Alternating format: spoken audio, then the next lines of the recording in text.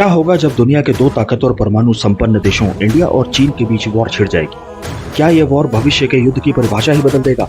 नमस्कार दोस्तों, my global opinion में आपका स्वागत है। आज हम एक ऐसे वीडियो पर चर्चा करेंगे जिसमें भारत और चीन के बीच किसी फ्यूचर वॉर की स्थिति में भारत की संभावित हार के कारणों पर ध्यान आकर्षित किया गया है। दरअसल किसी तथाकथित भारतीय विश्लेषक द्वारा किसी चैनल पर भारत की कमजोर रक्षा तैयारियों पर चिंता व्यक्त की गई।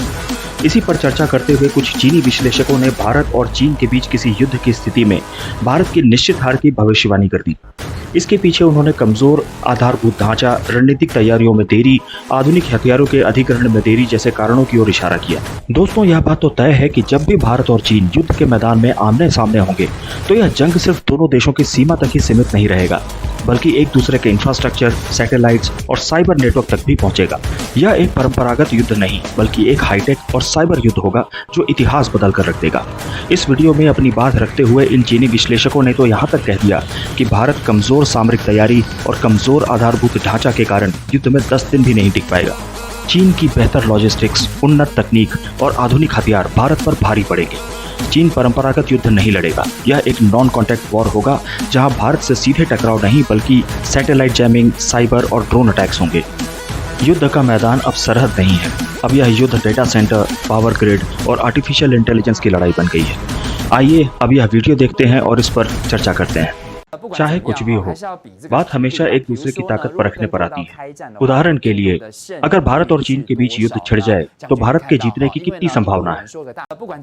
जनरल, अगर साफ कहूं तो भारतीय रक्षा विशेषज्ञ एक कार्यक्रम में आए और उन्होंने चेतावनी दी कि अगर भारत और चीन के बीच युद्ध होता है तो भारतीय आर्मी 10 दिनों तक भी युद्ध में टिक नहीं पाएगी। इससे पहले ही अरुणाचल प्रदेश और लद्दाख भारत के हाथ से निकल जाएंगे।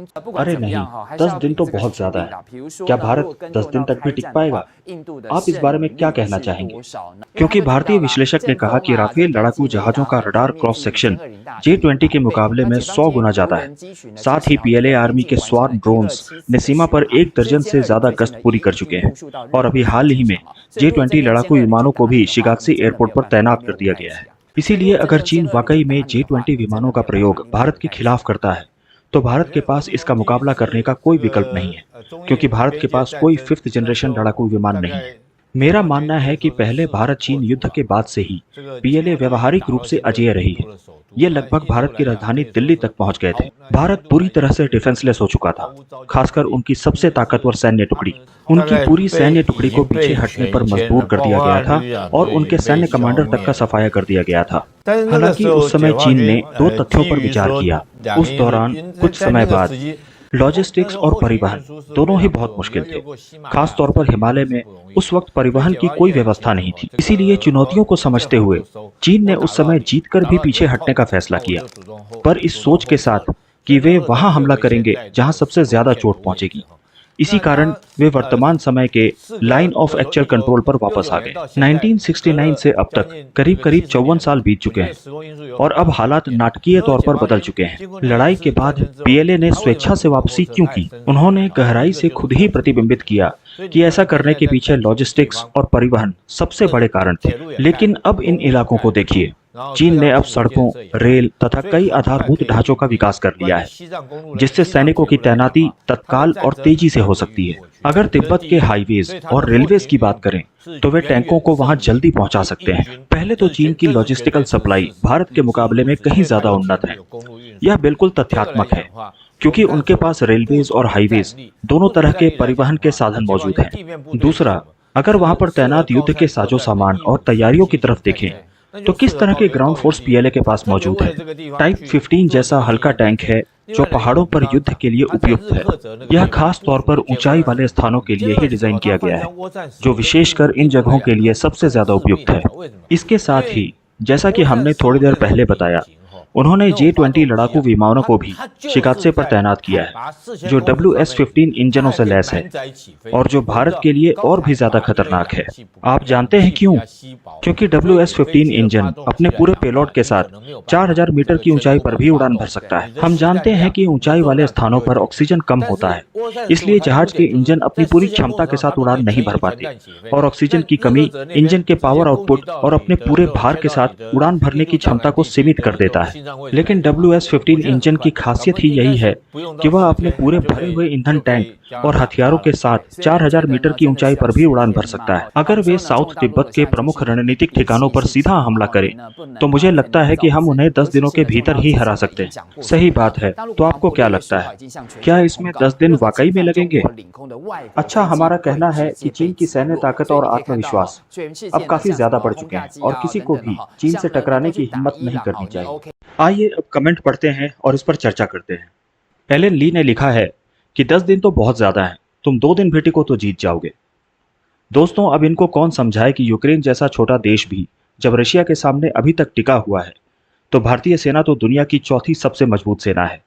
लगता है कि इन्होंने अभी तक इंडिया की ताकत के बारे में ज्यादा पढ़ा ही नहीं है। HHI ने लिखा है कि इंडिया के 2 राज्यों पर नियंत्रण करने के लिए 10 दिन भी बहुत ज्यादा है। PLA पूरे ताइवान पर भी 2 दिनों में ही कब्जा कर लेगी। Come on China. इसके जवाब में यूजर SK ने लिखा है कि इंडिया के पास 200 से ज्यादा न्यूक्लियर बॉम्ब्स हैं। जेम्स हुआंग ने लिखा, मुझे जनरल ली की बात सही करने दीजिए। वियतनाम युद्ध के दौरान वियतनाम की सहायता के लिए आई पीपल्स लिबरेशन आर्मी की वायु रक्षा बलों ने अमेरिकी बम वर्षकों को मार गिराया था। उस समय पीपल लिबरेशन आर्मी ने वियतनामी सेना की कमजोरियों को दूर करने के लिए और वियतनाम की सहायता के लिए सेना की 2 शाखाएं वायु रक्षा बल और इंजीनियरिंग बल भेजी थी। उन्होंने वियतनामी सैन्य वर्दी पहन ली और सीधे युद्ध में भाग लेने के लिए वियतनाम में प्रवेश किया। इसके जवाब में ताओ जियांग ने लिखा है कि मेरे अच्छे दोस्त के फादर इन लॉ वियतनाम युद्ध में तोपखाने के सिपाही थे। उस समय मैं अक्सर उनके घर शराब पीने जाता था। वह बूढ़ा आदमी शराब नहीं पीता था, बस सिगरेट पीता था और युद्ध के बारे में कुछ नहीं कहता था।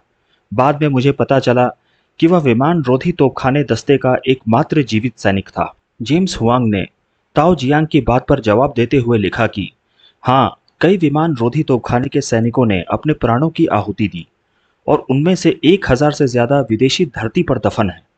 वियतनाम में वियतनाम की सहायता करने वाले चीनी शहीदों के लिए कई कब्रिस्तान हैं। दोस्तों, यह बात बहुत कम लोग जानते हैं कि अमेरिका और वियतनाम की लड़ाई में चीन ने वियतनाम को काफी सपोर्ट किया था। वियतनाम की सरकार ने 1950 में उस समय की चाइनीज सरकार से सैन्य मदद मांगी थी।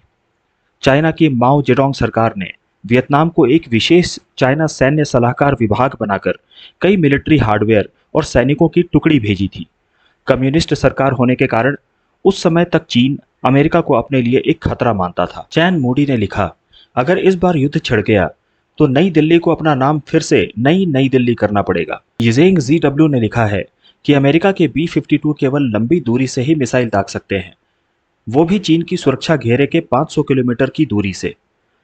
तब भी उन विमानों के हिट कर दिए जाने की संभावना ज्यादा है, जबकि चीन के J-20 जहाजों पर लंबी दूरी की मिसाइल्स मौजूद हैं।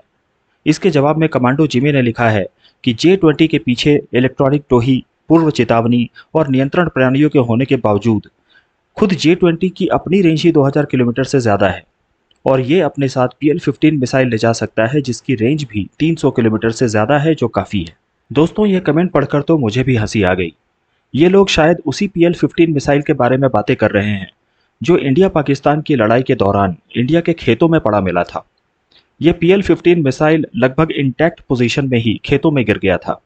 इससे ही पता चलता है कि चीन के लोगों को अपने ही सिस्टम की फेलियर्स के बारे में कुछ भी पता नहीं है। इनको ऐसा लगता है कि इनकी टेक्नोलॉजी दुनिया की बेस्ट टेक्नोलॉजी है। चार्ली ने लिखा है कि इंडिया एक सुपर पावर है और चीन खतरे में है।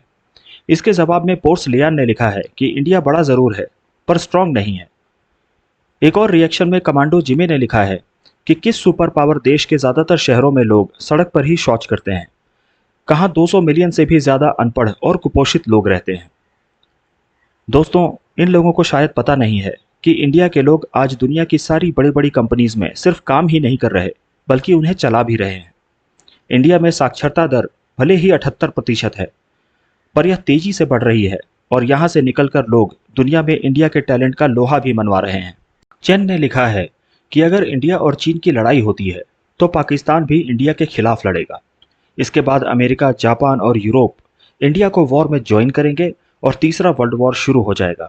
दोस्तों, इंडिया भले ही नंबर्स के मामले में चीन से काफी पीछे हो, पर ऐसी कई चीजें हैं जो इंडिया को बहुत ही मजबूत बनाती हैं। चीन की सेना एक इनएक्सपीरियंस्ड आर्मी है।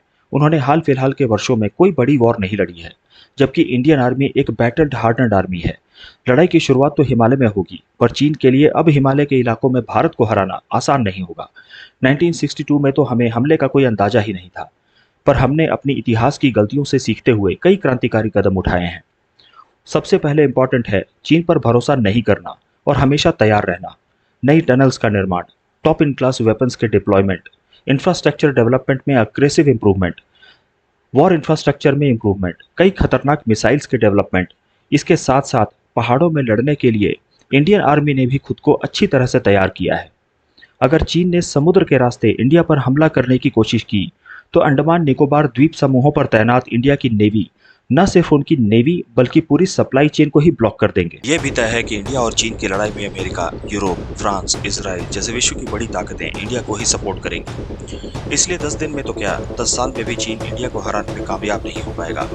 पर शायद उसकी इस कोशिश में अक्साई चीन और पाक ऑक्यूपाइड कश्मीर भारत में वापस जरूर आ जाएंगे। दोस्तों, आप लोगों का क्या विचार है? क्या भारतीय सेना वाकई इतनी कमजोर है कि उसे 10 दिनों में ही हराया जा सकता है? कमेंट सेक्शन में बताएं और इन लोगों को जवाब दें। दोस्तों, अगर आपको ये कंटेंट पसंद आया हो तो प्लीज़ हमें सपोर्ट करें, इस चैनल को लाइक और सब्सक्राइब करें और हमारा एक हौसला बढ़ाएं। जय हिंद, जय भारत।